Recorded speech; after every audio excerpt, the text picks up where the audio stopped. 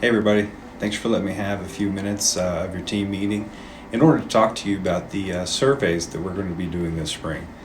This spring we're going to do the SWOT analysis survey, but it's going to be a little different than the ways that we've done it in the past.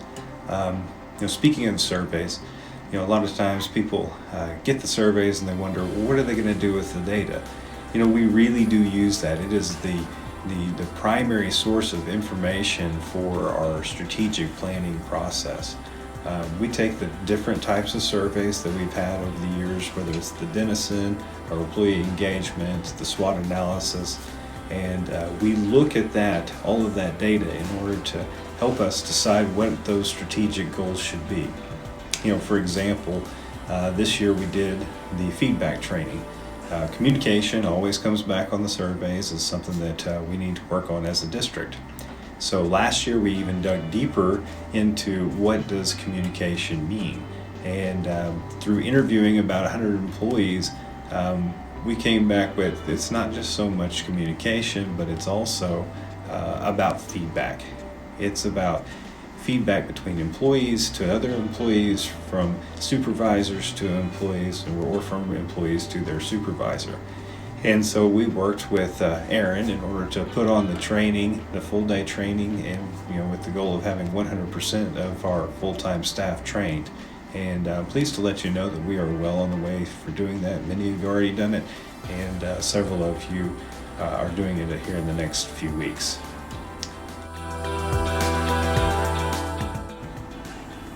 So back to the SWOT analysis. SWOT stands for Strengths, Weaknesses, Opportunities, and Threats. And always in the past, when we did a SWOT analysis, we did it as district-wide. What are the district's strengths, the weaknesses, opportunities, and threats? This year, we'd like to change that up so we can get a little more focus. We'd like to look at these three areas of focus that we have for the district and do a SWOT analysis on each one. We want to look at what are the strengths, weaknesses, opportunities, and threats for closing the skills gap, for promoting economic development in the communities that we serve, and equipping the companies that we serve as they transition into the new economy. And I felt like it would be important that if we're going to do those, that we need to kind of standardize what are the definitions of those three areas of focus, and what does it really mean for strengths, weaknesses, opportunities, and threats. And so what I'd like to do is take a few moments to kind of go through each of those, what their definitions are. Strengths represent the things that we do well, specifically regarding our people, resources, and systems. Remember that as we're doing the SWOT analysis, our strengths need to be identified within the context of how we impact closing the skills gap, promoting economic development, and equipping the companies we serve. And that'll be the same for each of the different areas. Weaknesses are the areas where we can improve regarding our people, resources, and system. Opportunities come from situations outside of the district, where we may create a new service, a program, or system. Threats are situations outside of the district that may interfere with our ability to serve our customers. So strengths and weakness come from inside the district, and opportunities and threats are from outside. The skills gap is the difference between the skills required for a job and the skills possessed by job seekers.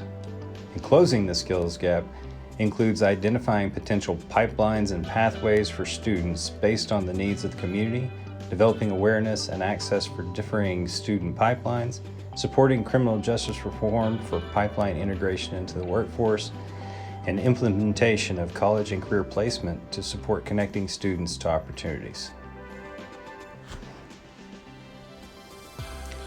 Economic development is the development of products and services for recruitment, expansion, development, and retention of current and potential businesses, organizations, or companies in the underserved communities within the district.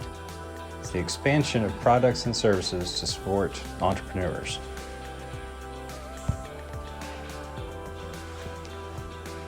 The new economy is new high-growth industries like the transition from mass production to personalized production, that are on the cutting edge of technology and are the driving force of economic growth.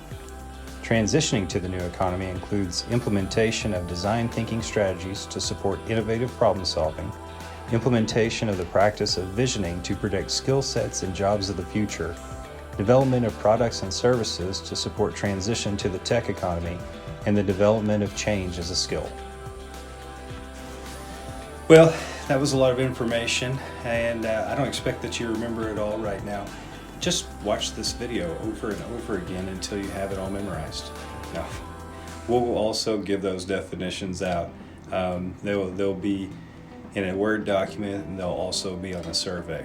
I do want you to know that we're going to be doing the survey not just with our people internally, but we'll do it with external customers as well.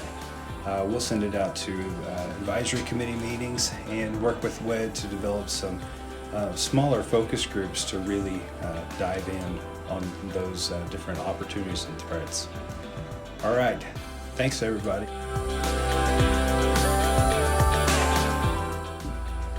Thanks in advance for taking the time to take the SWOT. It's really important. Your input matters to the future of Francis Tuttle. Thanks again.